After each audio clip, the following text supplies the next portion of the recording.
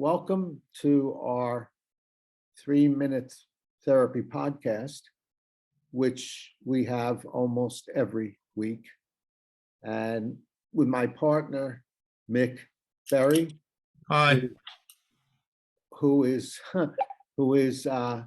co-author with me on the book Stage Fright. And I'm also author of 3-minute therapy and rational drinking.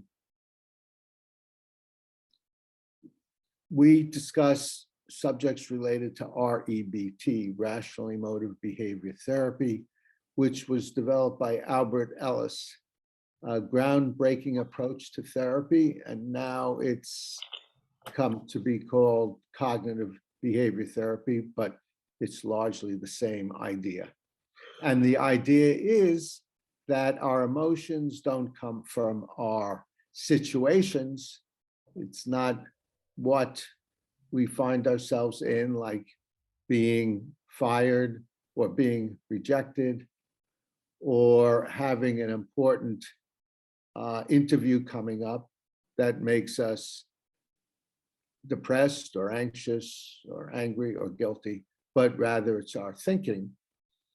And that's a very powerful concept, because if it's your thinking that causes your emotions, you can change your thinking. And particularly if you have disturbed emotions, such as anxiety, depression, anger, guilt, it comes from a particular type of thinking, and that's thinking in terms of demands. Musts, shoulds, supposed tos, have tos, demands we put on ourselves, others, or the situations we find ourselves in. Today, by the way, Mick, did you want to add anything to that introduction? No, it sounds good to me, although I did have the thought that situations don't cause us to be upset, but sometimes I've seen people think that they ought to have equilibrium in every kind of situation, and that doesn't necessarily serve us well. If I get fired from my job, it doesn't make sense for me to think that that's okay and for me to feel all right, but it's possible to be disappointed or really quite averse to a situation without spinning out of control. Yeah, exactly. And you brought up another demand that people have, which is similar to the musts and the shoulds, and that's an ought. I ought to have equilibrium. So the Right. more you tell yourself, I ought to have equilibrium, the more disequilibrium you tend to construct for yourself. Right. Today, we were going to discuss secondary disturbance, which is something that people often do, a problem people often have, and it's so pervasive that therapists often don't recognize it. And I think it's one of the things that REBT points out, that it's a great insight from REBT, rational emotive behavior therapy. And that's when we get upset, or when we think we might get upset, we often worry about that. A typical situation would be, you're going to give a talk tomorrow and you recognize you might be somewhat anxious during the talk, and then you start worrying today about being anxious tomorrow about the talk. And the way the demands come in, the musts and the shoulds, is I must not be anxious tomorrow, so I'm anxious about being anxious. That's secondary disturbance. Would you agree, Mick? Yeah, and I also think this is one of human beings, individual humans beings' biggest problems, because I've myself experienced, and I've observed this in other people, when you become anxious about being anxious, then your anxiety can really become immense and then you easily start telling yourself, I can't handle being anxious, and that's when panic attacks can occur. Exactly. They're always due from that, but tell me what you think. I think they're predominantly due from that thought, I must not be anxious. I think that's very common. It may be predominant, I'm not sure, but it's very common. I must not be anxious, or I must not be depressed, or I must not feel guilty or angry. So the first step really is to question the must. Since you're human, obviously you're going to be anxious at times. So ask yourself, why should I, an imperfect human, not get anxious? And show yourself there's no reason you should not. In fact, as a human, we can even make a case you should get anxious, because that's what humans do. Mick? Well, I was going to say, in my experience, once I got rid of the idea that I must not be anxious, I had no more panic attacks. I used to have panic attacks ages ago. Once I got rid of the thought, I could see that I'm a fallible human being, and demanding myself not to be anxious isn't going to help. And that even if I have a little bit of anxiety, it's not nearly as big a deal as if I tell myself I must not be anxious. So once I personally got rid of that thought, I have found that completely eradicates any panic attacks. And Oh, I've that's great. observed That's great. I've Yeah. observed this in people that have panic attacks, and invariably I hear them saying that they can't handle their anxiety. And I think you would agree, if you have the thought, I can't handle being anxious, that itself is a demanding thought, because you're saying this must not happen, therefore I can't stand it, it must not happen. You're placing a demand upon getting anxious. Right. A good example of secondary disturbance, being anxious about being anxious. Right. So what we teach is how to question, challenge, and contradict your demands, your musts and shoulds, and show yourself that it is preferable not to be anxious. Usually, probably 99.9% of the cases, it's preferable not to be anxious, but there's no reason you must not. And the more you do that, and the more you show yourself getting anxious is acceptable, it's an acceptable human emotion. It feels uncomfortable, but you can tolerate the discomfort.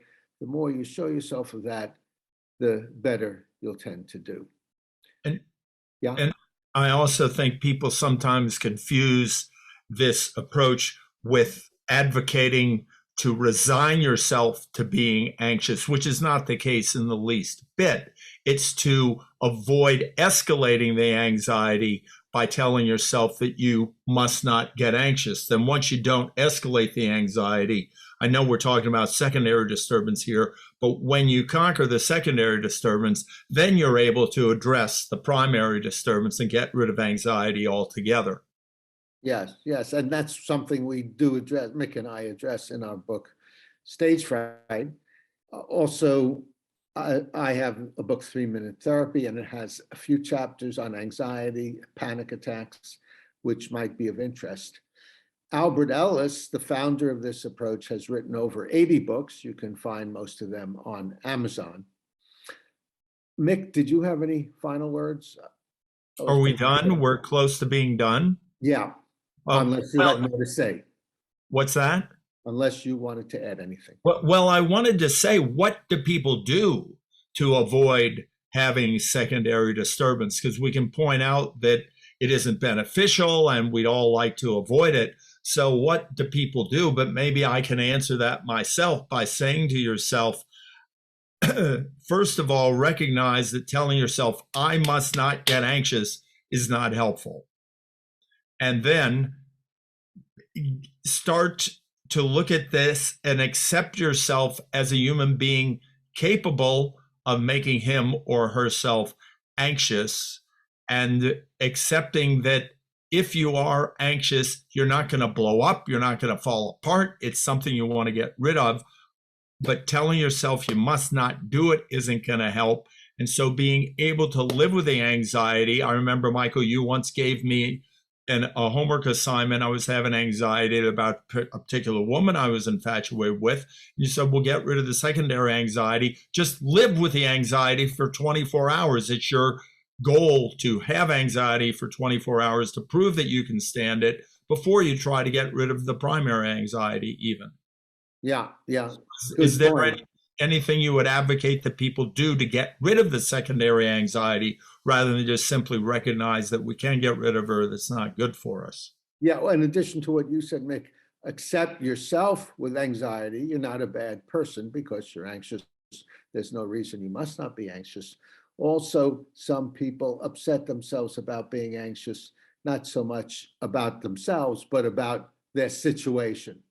Life must be comfortable, easy, hassle-free, and I'm making myself anxious and making myself less comfortable. Therefore, I shouldn't do that in viewing my life. And life often consists of discomfort, hassles, frustrations. So you can practice accepting life with its discomfort. Yeah, and I would also add practice is the key. A lot of people hear this and try it once and it works a little bit, but then they fall back into the pattern. It takes practice, repetition, practice, practice, practice to get better and better at it. And it can also take, I myself have had therapy with therapists, and it can take guidance, but it is individual practicing over and over and over to get rid of the self-defeating thoughts. Okay, in my case, the self-defeating thought was, I can't stand being anxious. Well, that's just not true. I can stand it. Define what can't stand it is. Be specific with your thoughts and your words. I can't stand it is saying that I absolutely cannot tolerate it. It's not true. I won't blow up. I won't die if I'm anxious. I simply don't like it. And I can also add, by practicing this, having the self-helping thoughts, cultivating the self-helping thoughts, I don't think I ever get anxious about being anxious. Once in a while I might have anxiety, but that's few and far between my days. And it's possible to live a virtually anxiety-free life. Yeah, it's possible, but humans often have difficulty living a virtually anxiety-free life, but it's certainly a good thing to shoot for and to work at. Well, I've found through practicing this, it isn't that difficult to achieve. It is achievable. Yeah. Though And I would say that you are one of the most passionate, regular practitioners of this approach. And I think that's does you well in terms of and overcoming these problems. thanks. I would also say I continually remind myself that I am always a fallible human being, and however anxiety free I may be, I can always have anxiety again. There's no guarantee against it. I don't need to have a guarantee against it, and that helps me avoid it even more. Okay, very good, very good. We don't have any more time right now. So just to conclude, I'd like to say if you have uh, any thoughts about what Mick and I said, please comment below. Give us a thumbs up if you enjoyed it, found it useful. Suggest subjects for future podcasts. If you'd like to volunteer, Mick and I would love to help you on the podcast, no extra charge. Donate to Patreon and subscribe to 3 Minute Therapy Podcasts to stay on the rational side of life.